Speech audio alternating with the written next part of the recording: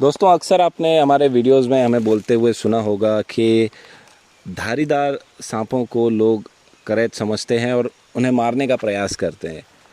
ये एक पहला ऐसा इंसिडेंट हुआ है जहाँ पे एक स्पेकल वाला सांप है जिसे लोगों ने अजगर कहा है। अमित, जो हमें कॉल आया, इनिशियल आइडेंटिटी बताई गई, हम अक्सर ही पूछते हैं कि आपको क्या लग रहा है, संभावित क्या हो सकता है। हालांकि हम उनकी आईडी पर भरोसा नहीं करते। तो उन्होंने ये कहा कि अजगर का बच्चा, और हमारा जो पहला रिएक्शन था वो ये था कि संभवतः ये रसेल स्वाइपर हो सकता है। तो अक्षय, अगर बात की जाए लोगों की कि वो क्या देख के जज करते हैं, तो कभी कभी ये होता है कि वो स्पेकल्स या इन सब चीज़ों पे ध्यान ध्यान नहीं देते, सिर्फ बेस कलर को देखते हैं। अगर उसका बेस कलर पीला है तो वो अंदाज़ा लगा लेते हैं कि हो सकता है ये अजगर का छोटा बच्चा हो। इसीलिए हमारी टीम ये सोच के चलती है कि लोगों ने जो आईडी बताई है हम उस पर ज़्यादा ध्यान ना दें। ये सुनते हैं हम कि वो दिख कैसा रहा है और किस जगह पे है और दिन के किस वक्त वो जो है दिखा है। तो इससे हमको मोटा मोटा 80% एक आइडिया हो जाता है कि वो कौन सा सांप हो सकता है। तो बात करें, अगर ये अजगर नहीं है तो ये किस स्नेक के जैसा दिखता है, या शुरू करते हैं कि इसकी आईडी क्या है, ये कौन सा स्नेक है। तो ये जो सांप आप देख रहे हैं, इसका वैज्ञानिक नाम है बॉयगा ट्रिगोनाटा। इसका कॉमन नेम जो है वो कॉमन कैट स्नेक है। कॉमन इसके नाम में है, लेकिन हमारे एरिया में ये इतना ज़्यादा कॉमन नहीं है। इससे ज़्यादा कॉमन हमारे एरिया में फॉसन्स कैट स्नेक है। और अगर बात की जाए इसके लुक अलाइक की, तो ये दुनिया के एक सबसे डेडली मतलब सांप की कॉपी करता है, जो कि है सॉ स्केल्ड वाइपर। जी, अमित जी ने जैसा बताया कि ये सॉ स्केल्ड वाइपर को मिमिक करता है। बटेशियन मिमिक्री जो कही जाती है, उससे ये फॉलो अप करता है। अपने जो संभावित प्रेडेटर्स हैं उनको धोखा देने के लिए, चकमा देने के लिए। मैं अपने सहयोगी दीपक जी से कहना चाहूँगा, जो इस वक्त कैमरे के पीछे हैं, इसके हेड पर फोकस करें थोड़ा सा, तो हम आपको बेसिक जो आइडेंटिफिकेशन का हिंट है वो आपको बता पाएँ। अभी आपने देखा कि थोड़ा सा इसने मूवमेंट से ट्रिगर होके अटैक करने का प्रयास किया, डिफेंसिव पोस्चर में है ये भी। तो अगर आप इसके सिर पर देख पाएंगे तो एग्जैक्टली आपको वाई, अंग्रेज़ी के अल्फ़ाबेट का अक्षर वाई दिखेगा, जो ये अभी छुपाना चाह रहा है। शायद ये अपनी पहचान नहीं उजागर करना चाहता। और अगर आप एक सॉ स्केल्ड वाइपर में देखेंगे तो वो अक्षर जो है वो वाई नहीं दिखता, वो आपको एक क्रॉस या प्लस जैसा मार्क दिखता है। ये इसके आइडेंटिफिकेशन का एक बहुत छोटा सा हिंट है, जिससे आप इसकी पहचान कर सकते हैं, इसको डिफ्रेंशिएट कर सकते हैं एक सॉ स्केल्ड वाइपर से। इसके अलावा क्या कोई टिप है जो आप बताना चाहेंगे? सबसे पहले तो इसके जो स्पेकल्स हैं अक्षय, वो भी सॉ स्केल के मुकाबले काफ़ी अलग देखने को मिलते हैं। बेबी कैट स्नेक जो है, बेबी कॉमन कैट स्नेक जो है, वो ज़्यादा सॉ स्केल की तरह दिखता है, बिकॉज सॉ स्केल जो है साइज़ में छोटा होता है। और cat snake, common cat snake जब थोड़ा सा बड़ा हो जाता है तो पहचान करना बहुत आसान हो जाता है। लेकिन जब जब जब जब ये छोटे होते हैं तो हाँ, कुछ मामलों में आप अगर हेड को देखें तो थोड़ा सा कन्फ्यूजन आपको हो सकता है, लेकिन स्पेकल्स अलग होते हैं। और जैसा कि आपने बताया कि हेड के ऊपर का जो मार्क है वो भी अलग होता है। प्लस तीसरा जो एक बहुत इंपॉर्टेंट पॉइंट है जो इसके नाम में भी दिखता है, कैट स्नेक। तो आंखें जो हैं अक्षय वो काफ़ी अलग होती हैं कैट स्नेक की सॉ स्केल्ड वाइपर से। अगर आप कैट स्नेक की आंखों की बात करें तो वो बल्ज होता है बाहर की तरफ, बल्ज आइज़ की होती हैं। वहीं सॉ स्केल्ड वाइपर की आंखें जो हैं वो आपको इतनी ज़्यादा बल्ज नहीं दिखेंगी, वो अंदर की ओर ही स्थित होती हैं।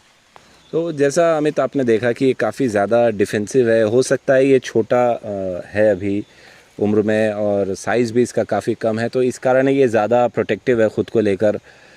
बात करें इसके वेनम की, तो क्या ये वेनमस है या नहीं है, और अगर है तो क्या करेक्ट टर्म होगा ऐसे स्नेक्स के लिए इस्तेमाल करना?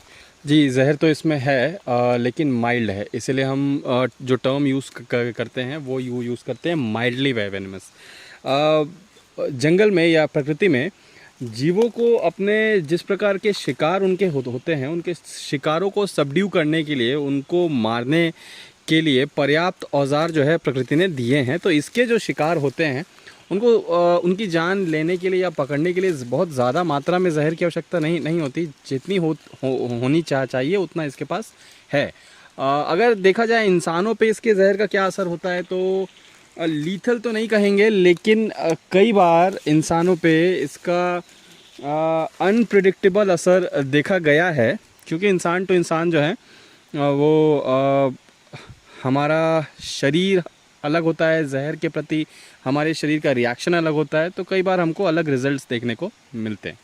डिपेंड करता है दोस्तों कि जिस पर्टिकुलर विक्टिम को इसने बाइट करी है, क्या वो किसी प्रकार के मेडिकेशन पे है, उसकी मेडिकल स्थिति उस वक्त क्या है, इस पर भी काफ़ी कुछ डिपेंड करता है कि इसका वेनम जो है वो पर्टिकुलर विक्टिम पर कैसे रिएक्ट करेगा। कई बार होता है कि कुछ जिनकी इम्यूनिटी काफ़ी स्ट्रांग होती है वो इसके वेनम को होपफुली डाइजेस्ट कर जाते हैं, ज़्यादा कुछ डैमेज नहीं होता। वहीं हमने कई केसेस ऐसे भी देखे हैं जहां पर लोकल एरिया डैमेज जो है वो अच्छा खासा होता है। हालांकि ये गैंग्रीन या सेप्सिस जैसा नहीं होता, लेकिन फिर भी ऐसा ज़रूर होता है कि भरने में महीनों लग जाते हैं। और अक्षय, डर भी अपना रोल प्ले करता है। जब सांप किसी को बाइट कर लेता है और जानकारी ना हो कि ये जहरीला है या नहीं है, तो डर भी अपना रोल प्ले करता है और कहीं ना कहीं जहर के असर को बढ़ा देता है।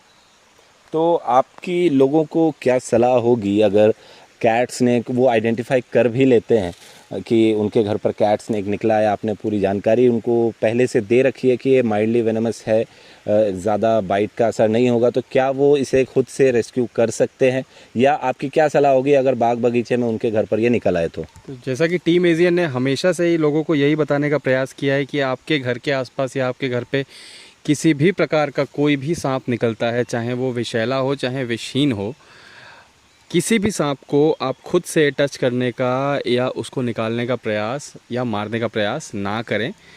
आप स्नेक रेस्क्यू टीम को फ़ोन कर सकते हैं, वन विभाग को आप बता सकते हैं, पुलिस को आप बता सकते हैं, नगर पालिका को आप बता सकते हैं, लेकिन खुद से आपको सांप को हैंडल करने का प्रयास जो है वो बिल्कुल भी नहीं करना चाहिए। क्या होगा अगर कोई किसी सांप को मार देता है तो क्या गलत है, उनके बच्चों पर अटैक कर रहा है? ऐसा कई बार होता है कि आपने भी ये सुना होगा और कई रेस्क्यूअर्स को इसका सामना करना पड़ता है कि जैसे एक हालिया रेस्क्यू पर गए हुए थे हम, तो वहाँ बताया गया कि नाली में ही एक चेकर्ड कीलबैक था और लोगों ने ये कहा कि ये हमारे बच्चों को खा जाएगा। कई सारे प्रोस्पेक्टिव हैं अक्षय इसमें। अगर देखा जाए लोगों के प्रोस्पेक्टिव से, तो सांपों को मारना क्यों गलत है, सबसे पहले तो हमको ये समझना होगा कि सांप हमारे लिए आवश्यक क्यों है। सांपों को मार के हम त्वरित तौर पे शायद अपने आप को सेफ फील कर लें, लेकिन इन फ्यूचर हम एक बड़े खतरे को इनविटेशन भेज रहे होते हैं डेफिनेटली। और अगर बात की जाए मारने के दौरान क्या हादसा हो सकता है, तो सांप मारने के दौरान ज़्यादा अनसेफ फील करेगा। और ऐसा एक इंसिडेंट अभी पेपर में आया भी था जहां एक वाइपर को मारा जा रहा था गांव में, और उसने पास खड़े एक छोटे बच्चे को काट लिया और उस छोटे बच्चे की जान वहां निकल गई। तो मारते समय सांप जो है सबसे ज़्यादा अनसेफ फील करते हैं और वहाँ हादसा होने के जो चांसेस हैं वो सबसे ज़्यादा होते हैं। तो अगर इन्हें जगह दी जाए तो इनका जो प्राइमरी रिएक्शन होता है वो हमेशा ही एस्केप करने का होता है, क्योंकि हम इनसे जितना डरते हैं, इंसान इनसे जितना डरते हैं, उससे कहीं ज़्यादा ये हमसे डरते हैं। इनको अपनी जान पर ख़तरा हर वक्त बना हुआ महसूस होता है, क्योंकि ये एपेक्स प्रेडेटर नहीं है और ये काफ़ी ज़्यादा डरते हैं। तो दोस्तों, इसी तरीके की डिटेलिंग के लिए, रेप्टाइल्स के बारे में जानने के लिए आप सब्सक्राइब कर सकते हैं हमारे चैनल टीम एजियन प्रकृति और हम। आज के वीडियो में इतना ही। जय हिंद, वंदे मातरम।